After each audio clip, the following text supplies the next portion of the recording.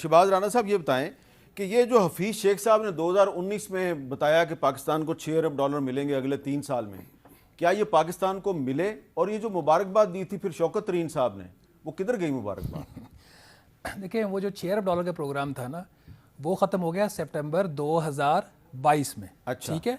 ये जो प्रोग्राम अभी चल रहा है, शहबाज शरीफ साहब के सितंबर 2022 में खत्म हो गया। ये ख़त्म हो गया। अच्छा। इसमें हमने एक्सटेंशन लिया, मतलब उस तरीके से ख़त्म तो नहीं हुआ। इसका जो ओरिजिनल पीरियड था वो था जुलाई 2019 से लेके सितंबर 2022 तक। 6 अरब डॉलर मिला हमें उस वक्त मिला 6 में से 2 अरब डॉलर। हाँ। क्योंकि 4 दफ़ा पीटीआई के टाइम पे ये प्रोग्राम सस्पेंड हो गया। अच्छा, जब ये गवर्नमेंट आई, मिफ्ता इस्माइल वज़ीर ख़जाना बने, तो जब ये वाशिंगटन गए, इन्होंने दरख्वास्त की कि इसको आप फर्दर जून 2023 तक एक्सटेंड कर दें और 6 अरब डॉलर में से हमें 2 अरब डॉलर मजीद दे दें। इन्होंने मांगा उनसे 8 अरब डॉलर। उन्होंने इनको 8 तो नहीं दिया, इन्होंने 6 को 6.5 कर दिया और पीरियड को 9 माह तक एक्सटेंड कर दिया। तो इफेक्टिवली आज तक हमें 3 अरब डॉलर सिर्फ पाकिस्तान को मिला है। अच्छा, जो 2019 में 6 अरब डॉलर देने थे उसमें से सिर्फ 3 अरब डॉलर मिला है। ठीक है। आज जब भी आप IMF का प्रोग्राम का जिक्र करें तो 2-3 किरदारों को कभी ना भूलिएगा, क्योंकि ये पाकिस्तान की सालमियत का मसला है। हमें हमेशा मरवाया जाता है जो पॉलिटिकल फैसले होते हैं। हफीज शेख साहब अच्छी इकॉनमी चला रहे थे या बुरी चला रहे थे, उन्होंने एक इकोनॉमिक स्टेबिलिटी दिया है। ठीक है, उस वक्त बेरोजगारी का एक इशू बना, महंगाई का भी बन रहा था, लेकिन आपके दिवालियापन की तरफ बात नहीं जा रही थी।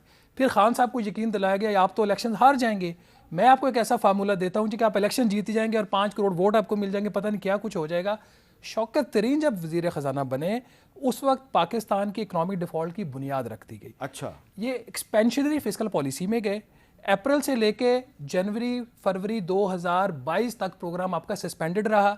हमने नाक से लकीरें निकाली, फिर IMF ने आपको दोबारा प्रोग्राम रिवाइव किया।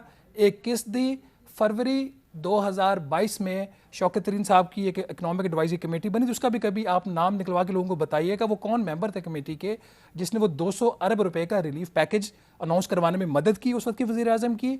वो रिलीफ पैकेज अनाउंस हुआ। मार्च 2022 में IMF कमीशन पाकिस्तान आया, या उसमें जो इनकी टॉक्स जहाँ पे भी हुई वो नाकाम हो गया। वहाँ से बुनियाद रखी गई। फिर जो रज़ा बाकिर जो उस वक्त के governor state bank of Pakistan थे, जिनका काम था कि वो मॉनिटरिंग टाइटनिंग करते, जब महंगाई बढ़ रही थी वो पॉलिटिकल हो गए, उनको एक्सटेंशन चाहिए थी, वो हर वक्त इस्लामाबाद में होते थे। तो इन करैक्टर्स का एक रोल है।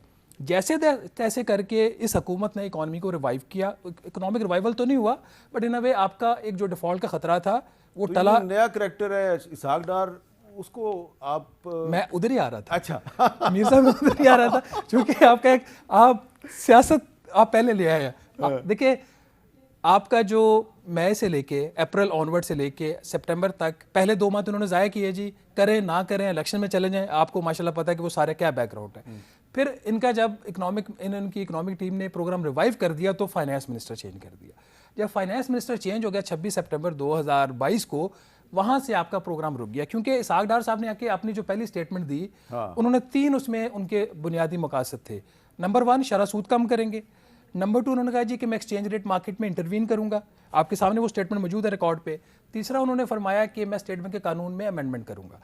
ये तीनों चीज़ें वो थी जो IMF का जो प्रोग्राम था उसकी कोर के खिलाफ थी। तो उसमें हमने 4 माह ज़ाया कर दिए। अभी हम बैक टू द बेसिक फिर आ गए।